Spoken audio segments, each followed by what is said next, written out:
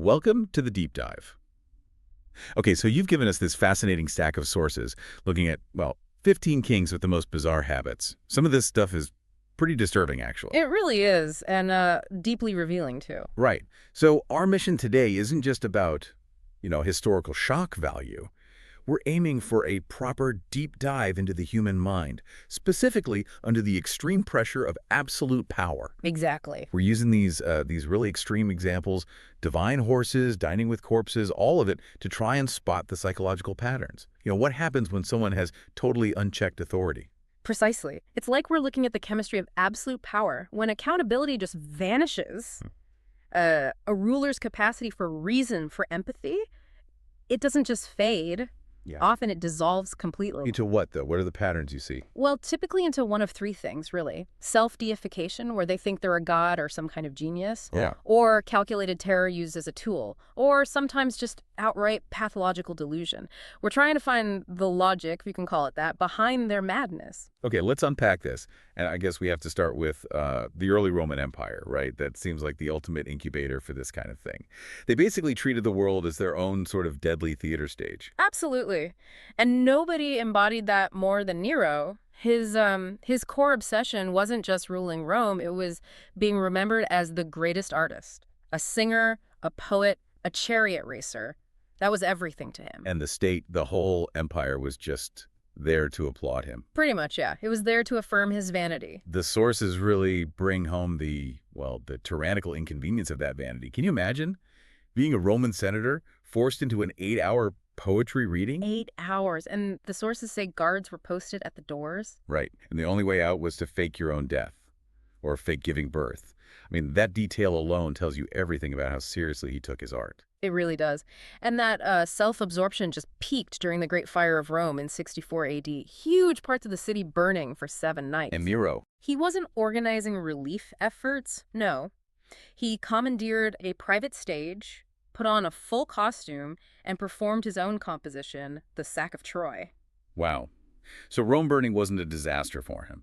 It was the perfect dramatic backdrop for his big performance, his ultimate artistic moment, you could say. But it wasn't just public performance, was it? The cruelty seems to have seeped into his private life, too, breaking down all boundaries.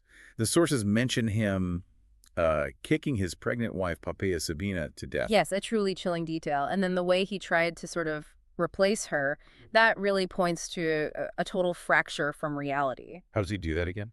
He found a young man, Sporus, had him castrated, forced him to wear Poppaea's clothes, and basically made him play the role of the dead empress in public. Good grief. It's this bizarre, violent attempt to just control and redefine reality itself. That's the mark of someone who genuinely believes their will is the only law that matters. So if Nero needed validation as an artist, Caligula, well, he just cut to the chase, didn't he? He decided he was a god. Pretty much. The sources suggest this happened after a serious illness. He came out of it convinced of his own divinity. And started acting like it, demanding divine treatment. Absolutely. Palace staff apparently found him having long conversations with the statue of Jupiter, sometimes even arguing with it, like challenging a peer. Arguing with a statue? Yeah. And the whole court had to play along, validating his divinity or risk immediate execution. The delusion was total. Which brings us to the horse. Incitatus.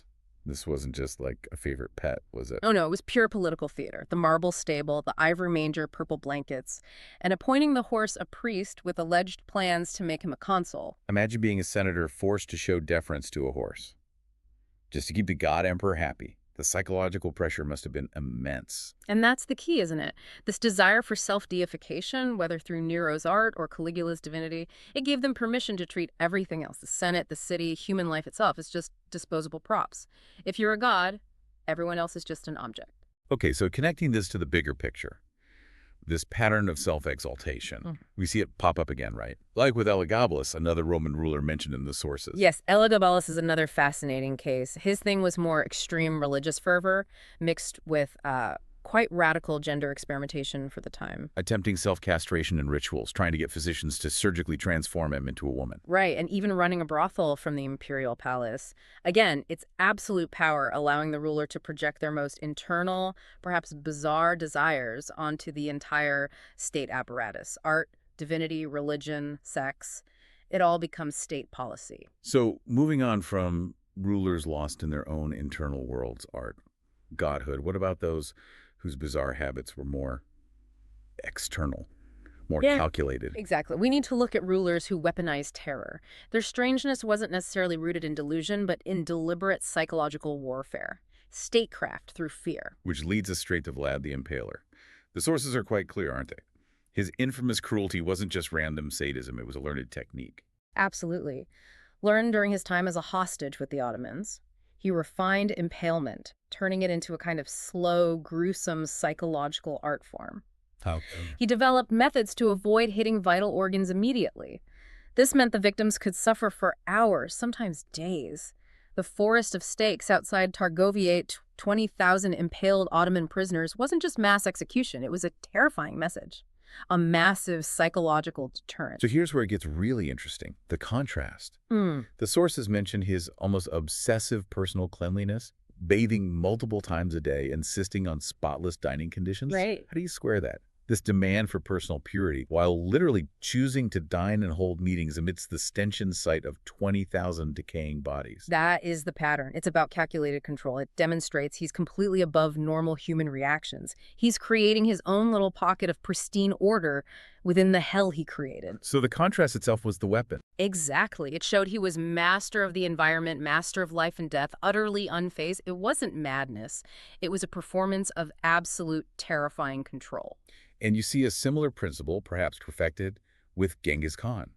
His whole philosophy was basically submit or be utterly destroyed. Khan was a master of terror, absolutely. He even pioneered forms of psychological and, well, early biological warfare. Like using plague victims. Yes, the sources detail how they'd catapult plague-infected corpses over city walls, like at the Siege of Kaffa. It spread disease and panic simultaneously, a devastatingly effective tactic to break an enemy's will. And his personal habits. They were part of the strategy, too. The not bathing. Deliberately so. He rarely bathed and forbade his warriors from cleaning themselves. He believed the filth made them spiritually stronger, more intimidating. And easier to track, apparently. Enemy scouts could smell the Mongol army coming. Right. The stench itself became part of the terror weapon, and the psychological humiliation was just absolute. After conquering a city, executing every male taller than a wagon wheel axle pin. Leaving only the youngest, most traumatized survivors. Exactly. Yeah. And the systematic rape of enemy leaders' wives and daughters, that wasn't just about lust. It was a calculated act of domination, destroying lineage, morale, everything. A trophy of psychological conquest. Okay, so we've had the internal delusions and the calculated external terror.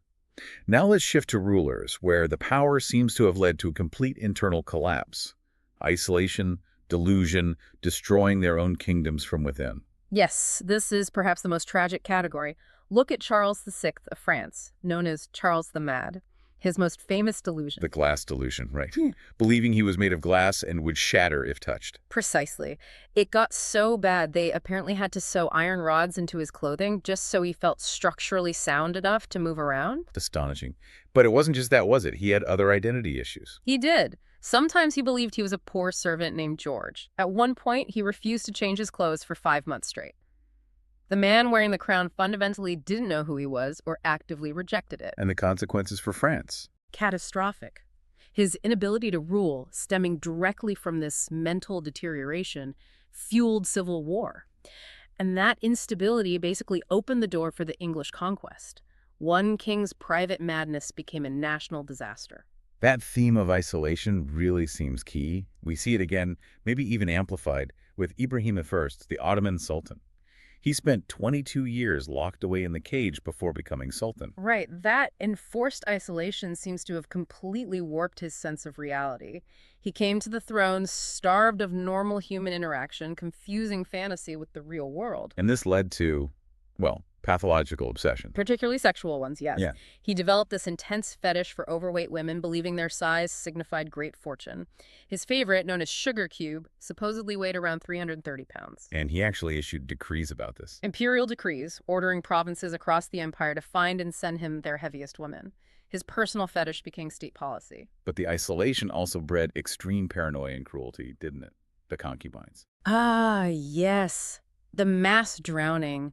He suspected just one concubine of infidelity, his reaction. to order nearly 300 women from his harem drowned in the Bosphorus. Pure paranoia, scaled up in absolute power. And it took 3 days to carry out. According to the sources, yes. The sheer scale and duration of that paranoid, unnecessary slaughter just highlights how absolute power, combined with that kind of extreme isolation, makes the ruler's internal landscape the only reality that matters. Everyone else is expendable. Okay, but here's where it gets really interesting, I think. Because not all bizarre extreme routines point to madness or collapse, do they? What about Louis XIV?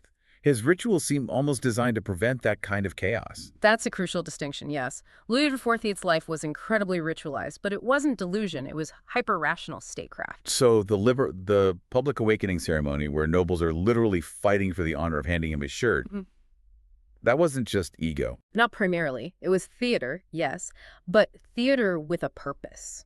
Centralizing power, making nobles compete over who gets to watch him use the chamber pot, or noting his 1,000 wigs. It wasn't vanity run wild. It was politics. How? Absolutely politics. It was a highly sophisticated system of control.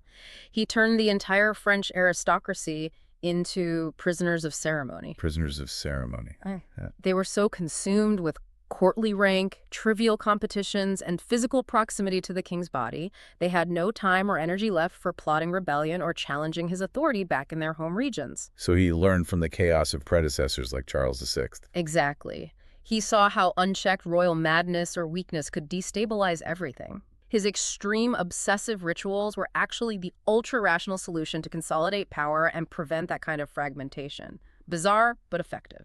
So what does this all mean? We've seen artists, gods, psychological warriors, paranoid shut-ins, and now a master of ritual control. Let's maybe look quickly at a few rulers whose habits were rooted more in religious or even administrative conviction, sometimes with very different results. Right, the paradoxes. Take Akbar the Great, the Mughal emperor. His obsession, bizarre for the time, was religious synthesis. But it was, well, profoundly enlightened in its way. He created that new religion, didn't he? The Din-i-Ilahi? Yes, the religion of God. He tried to blend elements from Islam, Hinduism, Christianity, Zoroastrianism, seeking common ground. And crucially, he abolished the jizya tax, the tax on non-Muslims. His bizarre religious quest actually fostered tolerance, didn't it? It did. It helped unify his incredibly diverse empire and led to a period of stability and relatively good administration. So his habit produced positive results. Okay, now contrast that immediately with Moctezuma II, the Aztec emperor. His life was also consumed by religion. But a religion demanding relentless, absolute cruelty, daily ritual bloodletting, piercing his own ears, tongue, genitals to appease the god. And the human sacrifices. Collecting people with deformities specifically for sacrifice, believing their uniqueness pleased the gods. Yes. And his diet drinking chocolate mixed with human blood, often from sacrificed children, believing it gave him divine power. His entire worldview was shaped by these brutal religious necessities. And ultimately, this religious self-deification blinded him, didn't it, when the Spaniards arrived? He interpreted them through his religious lens, perhaps as returning gods or omens, completely misjudging the existential threat they posed. His devotion to these bizarre, cruel habits directly contributed to the collapse of his entire civilization. One last quick one. My favorite example of command isolation, actually. Ahmad Shah Durrani, founder of modern Afghanistan. Yes, the magnificent beard. Reaching his waist, he believed it held spiritual power. But the really bizarre habit, his advisory council. His council of preserved, severed heads. Yes. When planning a military campaign, he'd consult them. He treated these heads as trusted advisors. Officers reported seeing him talking earnestly to rotting skulls before making major strategic decisions. It's just such a potent image of isolation, isn't it? A leader so powerful, so successful maybe, that he ends up trusting the dead more than the living around him. It really is. And that, I think, brings us to the common thread in all these figures. The artists, the madmen, the priests, the strategists, the head consultors. It's the corrosive effect of unchecked power on the human mind. The simple knowledge that you can do anything with no real consequences, Yeah. it seems to just fracture reality, morality too. That phrase from the sources really sticks their reason dissolved under the acid of unchecked authority. It's a powerful metaphor, and the connection back to you, the listener, is crucial here. The only real difference between these historical kings and leaders today might just be that, well, we've learned to hide our monsters better. How do you mean? Cruelty, self-interest, delusion. They still exist, but today they're often cloaked in the language of necessity, progress, efficiency, or security. But the corrosive potential of power, whether it's absolute political power or immense corporate or media influence, it's still there. That line between ruler and monster remains dangerously fragile. Hmm, indeed. Which I suppose raises a really important question for us today, doesn't it? Considering how isolation and self-deification clearly doomed so many of these historical figures, Yeah. how do our modern systems, politics, corporations, media, whatever, ensure the checks and balances we think we have are actually strong enough? Strong enough to prevent that human core from dissolving when someone gets too much control. Exactly. The challenge history has written for us again and again in stone, and often in blood.